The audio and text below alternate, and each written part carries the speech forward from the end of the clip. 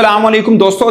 Asia cup के बीच में पाकिस्तान और भारतीय खिलाड़ियों की आपस में एक दूसरे के साथ जो अखमटक्का होया, उसके ऊपर आईसीसी ने 1.5 माह बाद सजाएं सुना दी हैं। हेयरिंग तो हो चुकी थी, लास्ट जो हुआ था वो 28 सितंबर को पाकिस्तान और भारत के बीच में एशिया कप का फाइनल हुआ था। उस बीच में हर मैच में कुछ ना कुछ जरूर हुआ है। पहला मैच जो हुआ 14 सितंबर को, उस तक सूर्य कुमार यादव ने प्रेस कॉन्फ्रेंस में जो बातें कही वो ICC rules regulation code of conduct के खिलाफ वर्जी थी, जिस पर पाकिस्तान क्रिकेट बोर्ड ने बहुत से लोगों के दबाव जब तनकीद की, उसके बाद पाकिस्तान क्रिकेट बोर्ड ने आईसीसी को कंप्लेन की थी और अच्छा किया, बहरहाल लेट किया लेकिन कंप्लेन की। उसके ऊपर सूर्य कुमार यादव को सजा हुई, क्या हुई मैं आपको बताऊंगा। फिर 21 सितंबर को भी कुछ दोनों तरफ के क्रिकेटर्स के साथ हुआ। साबजा फरहान की गन सेलिब्रेशन थी, जसप्रीत बुमराह और हारिस रऊफ का भी था, कि बल्कि अर्शदीप सिंह ने जो खेले नहीं थे उन्होंने भी एक इंसल्टिंग जेस्चर दिया था। हारिस रऊफ ने प्लेन सेलिब्रेशन की थी और लास्ट फाइनल जो 28 का था उसमें बुमराह ने हारिस रऊफ को आउट करने के बाद प्लेन सेलिब्रेशन की थी। सो ये कुछ खिलाड़ी मैं आपके नाम बता दूं, उसमें अर्शदीप सिंह है, सूर्य कुमार यादव हैं, बुमराह हैं भारत की तरफ से, पाकिस्तान की तरफ से साबजा फरहान और हारिस रऊफ। हारिस रऊफ के 2 मैच इंक्लूड होते हैं, एक 21 वाला एक 28 वाला, के दोनों मैचेस में उन्होंने प्लेन सेलिब्रेशन की थी। सो इसके ऊपर मैं आपको बता देता हूं कि आईसीसी ने इन सब की हियरिंग की और जो फैसला सुनाया, बस ये समझें कि फैसला सुना दिया। आप ये मत पूछिएगा कि इंसाफ हुआ या नहीं हुआ, क्योंकि आईसीसी से इंसाफ की तवक्को क्या रख सकते हैं आप, मतलब क्या कर सकते हैं। ये इसी पे गिरिमत जानी है कि उन्होंने एटलीस्ट फैसला सुना दिया और ये कहा कि सूर्य कुमार यादव ने जो प्रेस कॉन्फ्रेंस में और पोस्ट मैच मतलब लिखा नहीं, बट ऑफ कोर्स उनके ऊपर ऑफेंस ये था और पाकिस्तान क्रिकेट बोर्ड ने जो कंप्लेन भी की थी उसी चीज़ की थी कि पोस्ट मैच सेरेमनी और प्रेस कॉन्फ्रेंस में जो अल्फाज उन्होंने यूज़ किए थे उस चीज़ की। तो उन्होंने कहा आईसीसी ने कि ये डिसरिप्यूट किया गेम को, बट साबजा फरहान और हारिस रऊफ पे भी सेम इल्ज़ाम लगाए कि यही हुआ है। इल्ज़ाम क्या लगाया, मतलब बोला कि यही इनका भी ऑफेंस यही है और इनको भी इसी ऑफेंस की सजा हम दे रहे हैं। बट सूर्य कुमार यादव का जो ऑफेंस था उसके ऊपर उनको 30% मैच फीस का जुर्माना दिया गया और 2 डिमेरिट पॉइंट दिए गए। अब डिमेरिट पॉइंट ये होता है कि आप अगर कोई गलती करते हैं पहली दफ़ा तो आपको अमूमन 1 डिमेरिट पॉइंट दिया जाता है, या फिर आप कोई गलती करते हैं, आपको मैच रेफरी बोलता है कि आपने ये गलती की, आप एतराफ़ कर लें तो आपको 1 डिमेरिट पॉइंट दिया जाएगा। अगर आप हेयरिंग में आना चाहें तो फिर आगे उनकी मर्जी है, वो 2 डिमेरिट पॉइंट भी दे सकते हैं। जैसे जसप्रीत बुमराह ने मान लिया कि हाँ मेरे से गलती हुई है तो उन्होंने 1 डिमेरिट पॉइंट दिया, जबकि हारिस रऊफ को पहली ही हेयरिंग में 2 डिमेरिट पॉइंट दिए थे, जो कि गलत था। हारिस रऊफ पहले कहीं पर भी उनका डिसिप्लिनरी का इशू नहीं था, यानी आईसीसी रूल्स के मुताबिक नहीं था। सो उनको 2 डिमेरिट पॉइंट दिए फर्स्ट ऑफेंस के ऊपर, जबकि बुमराह को 1 डिमेरिट पॉइंट दिया गया।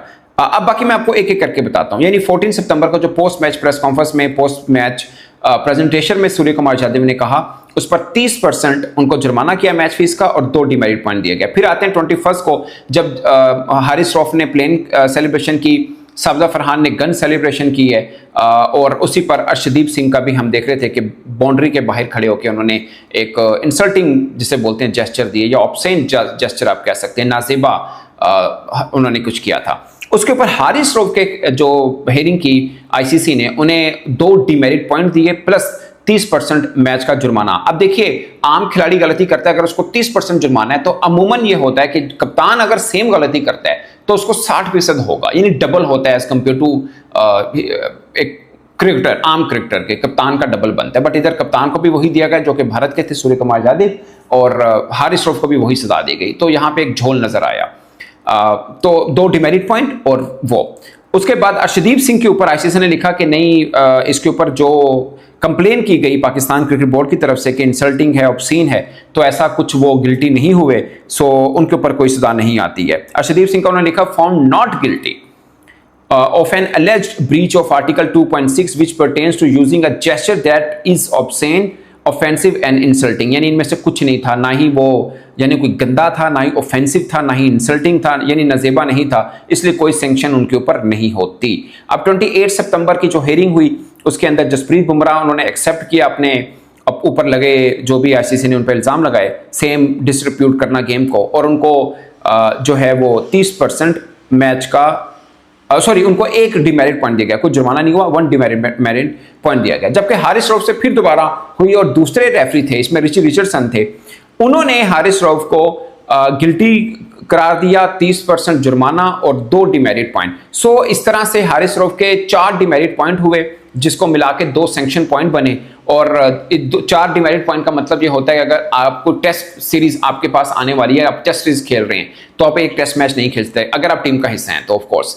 और अगर व्हाइट बॉल सीरीज है तो व्हाइट बॉल में अगर कोई वनडे या T20 है तो अब 2 मैच नहीं खेल सकते, यानी आज वाला मैच तो वो खेले नहीं है और 6 वाला मैच भी नहीं खेल सकते, उसके बाद ही विल बी अवेलेबल। सो ये एक सीन हुई कि हारिस रऊफ के ऊपर 2 मैच की पाबंदी भी प्लस 30-30 यानी 60 एक तरह से जुर्माना भी बन गया उनको, जबकि सूर्य कुमार यादव के ऊपर सिर्फ 30% मैच का जुर्माना हुआ। अब ये देखिए क्रिकेटर्स अगर आप तादाद गिने तो भारत के 3 बनते हैं, हमारे 2 बनते हैं, मगर उनकी थोड़ी सी टेक्निकली या कानूनी मैं आपको बताऊं, हालांकि सूर्य कुमार यादव ने जो बातें की वो काफी सख्त थी, मगर उन्होंने एक बार वो बात की, मतलब आईसीसी के रूल के अंदर आए तो वो कहेंगे जी उन्होंने तो एक बार गलती की है इसलिए 2 डिमेरिट पॉइंट दे दिए, 30% जुर्माना कर दिया।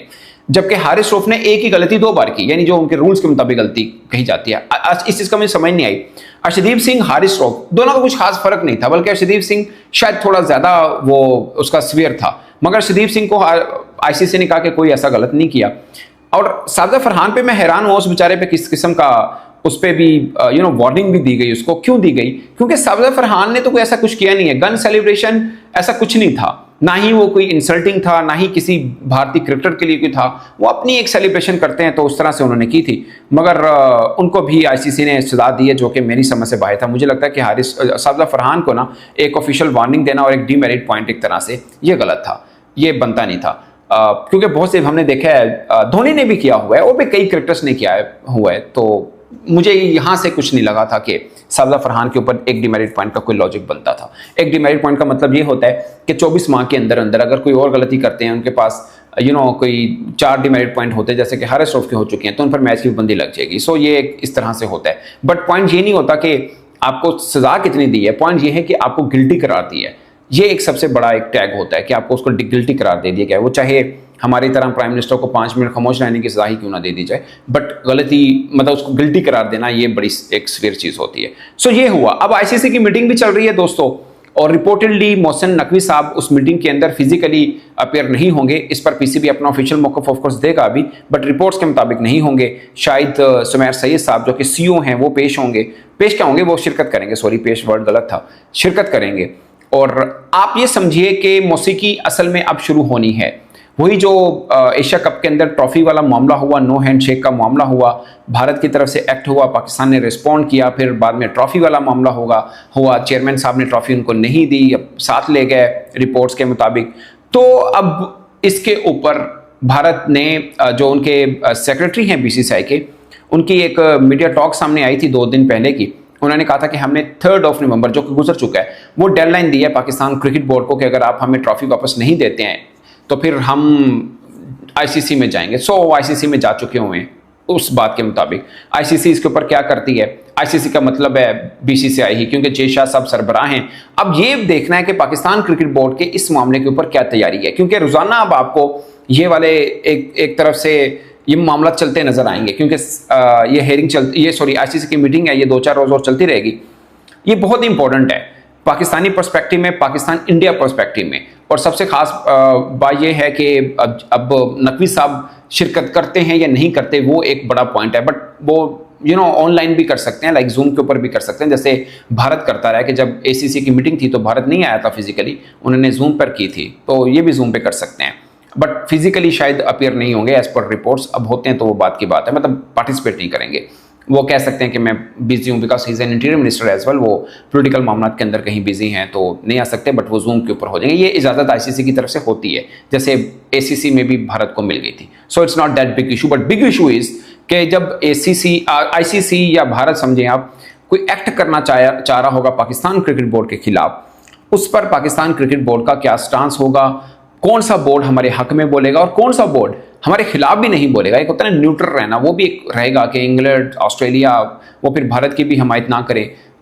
तो ये अब पाकिस्तान क्रिकेट बोर्ड का होना है कि इसके ऊपर हमारा अपना होमवर्क क्या है, ये हमने अपना प्लान क्या किया कि अगर भारत ये करेगा या आईसीसी ये करेगा, एक ही बात है, तो हमने आगे से क्या रिएक्ट करना है, हमारा क्या रद्द-ए-अमल होना है। क्योंकि एज पर रिपोर्ट्स भारत तो चाहेगा कि इनकी रुकनीत को कैंसिल किया जाए मोहसिन नकवी साहब को, और अगर पाकिस्तान को खुदा ना खासा, ये बड़ा एक्सट्रीम की बात मैं कर रहा हूँ कि अगर सस्पेंड किया जाता है तो क्रिकेट टीम तो चलती रहेगी, मगर वो फंड्स रोक दिए जाते हैं और उसके फिर काफ़ी दूरस नताइज आते हैं, तो बड़े एक वो मामला होगा। बट ऑफ कोर्स पाकिस्तान ने भी अपनी चालें बना के रखी होंगी कि जो भी आईसीसी करेगा उस पर हमने रद्द-ए-अमल क्या करना है। बट आपको मैं ये बताना चाह रहा हूँ एज ए क्रिकेट फैन कि आप अलर्ट रहिएगा, अगले 2-3 दिन लगातार आपको कुछ ना कुछ इस हवाले से ब्रेकिंग चीज़ें मिलती रहेंगी। इस पर आप अपनी राय दोस्तों कमेंट के सूत्र में जरूर बताइएगा। मेरी तरफ से इतना ही, इजाजत दीजिए, अल्लाह हाफिज़।